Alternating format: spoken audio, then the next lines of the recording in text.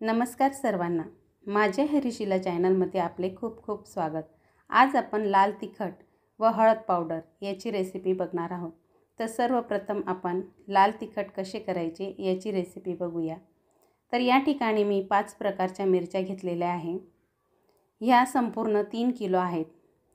लवंगी मिरची मी 1.5 किलो घेतलेली आहे। अशी छान लालसर आणि लहान आकाराची असते, चवीला अगदी तिखट असते।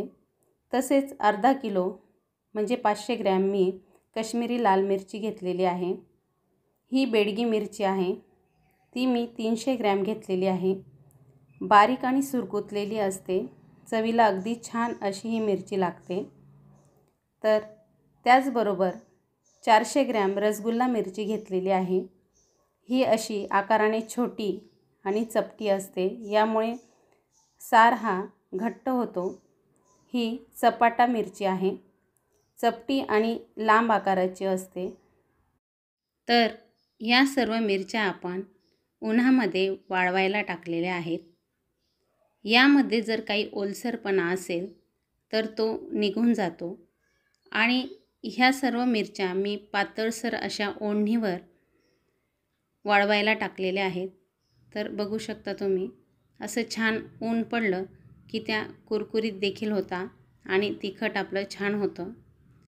परंतु एक गोष्ट आपण लक्षात ठेवायची आहे, ह्या मिरच्या 4 ते 5 तास छान उन्हामध्ये वाळवल्या की त्याला जास्त वेळ उन्हामध्ये ठेवायचं नाही, नाहीतर लाल तिखटाला असा छान लालसर असा रंग येत नाही। तर संपूर्ण मिरची ही वाळवून झालेली आहे, बघू शकता तुम्ही, अगदी छान वाळलेली आहे। आता याला आपण कांडप मशीनवरून दळून घेणार आहोत।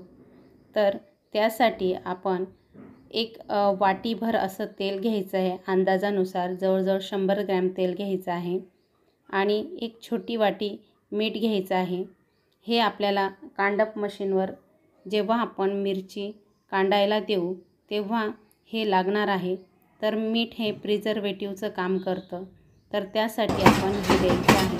तर बघू शकता तुम्ही, असं हे कांडप मशीनवर असं कांडून मिळतं। लाल तिखट हे कांडप मशीनवरूनच करून घ्यायचं आहे।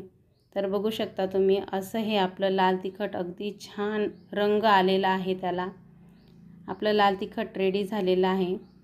आता आपण हळद पावडर बनवून घेऊया। त्यासाठी मी हळकुंड घेतलेली आहे। तर हळकुंड निवडताना अशी टप्पोरी हळकुंड निवडायची आहेत आणि छान असा पिवळसर रंग त्याला असला पाहिजे, काळपट रंगाची हळकुंड घ्यायची नाहीत। मध्यभागी देखील त्याला लालसरपणा असला पाहिजे। तर याला जो असा भाग असतो तर याला लेकुरवाळी हळद असं म्हणतात। आता ही हळद आपण गरम पाण्यामध्ये छान धुवून घेऊया। तर त्यासाठी मी एका पातेल्यामध्ये पाणी गरम करायला ठेवलं होतं, ते छान उकळलेलं आहे आणि ते पाणी मी हळकुंडांमध्ये घातलेलं आहे।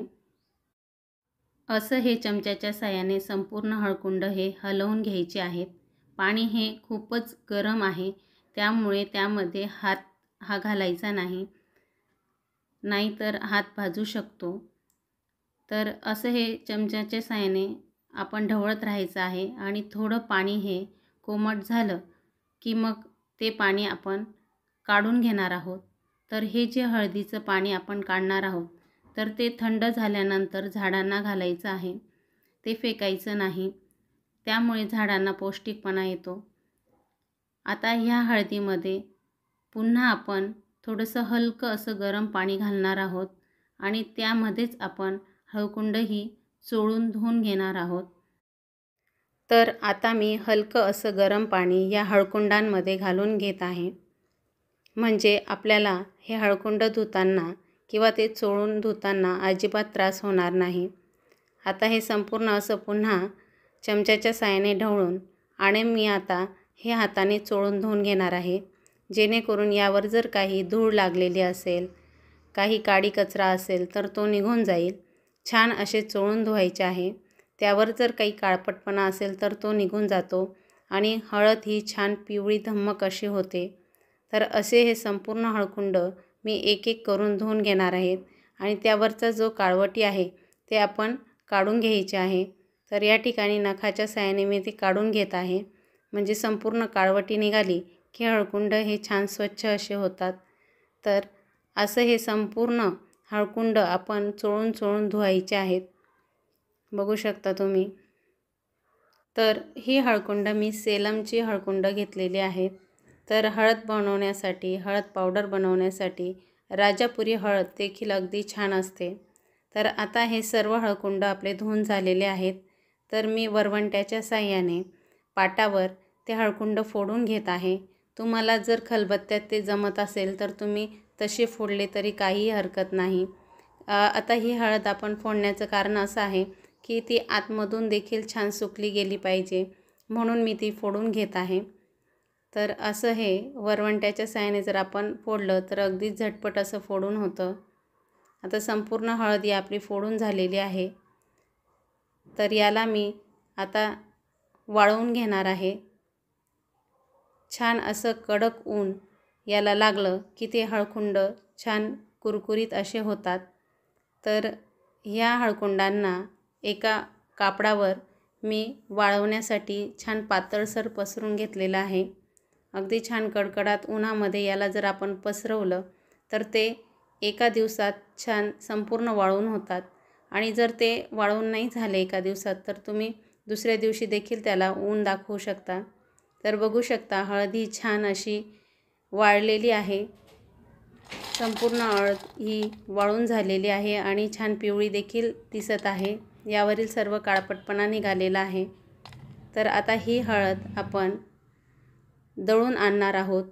मिक्सरच्या भांड्यामध्ये जर तुम्ही हळद ही करणार असाल तरी देखील काही हरकत नाही, परंतु मी ही चक्कीवरून दळून आणणार आहे। तर अशी ही हळद मी छान दळून घेतलेली आहे। बघू शकता तुम्ही अगदी पिवळी धम्मक अशी हळद आपली रेडी झालेली आहे। तर तुम्हाला ही माझी रेसिपी आवडली असेल तर माझ्या चॅनलला आत्ताच सबस्क्राईब करा व अशा छान छान रेसिपी पाहण्याकरता माझ्या हरीशीला चॅनलला तुम्ही नक्की भेट द्या। Okay, thank you.